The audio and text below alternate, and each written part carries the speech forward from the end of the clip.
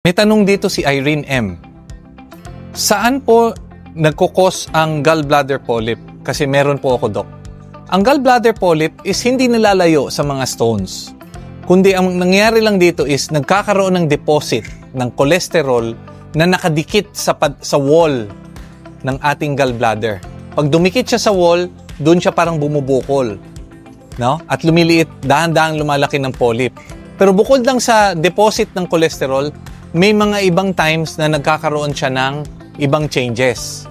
Pag ang polyp ay umabot ng certain size, pag lumagpas na yan ng kunyari 1 cm, tumataas dahan-dahan ang risk niya, nagiging baka malignant ang problemang ito. So pag may pasyente kaming may polyp, pag maliliit lang, observe lang tayo. Pag lumaki na ang polyp at lumagpas na ng isang size, baka pwedeng pag-usapan ng surgery rin.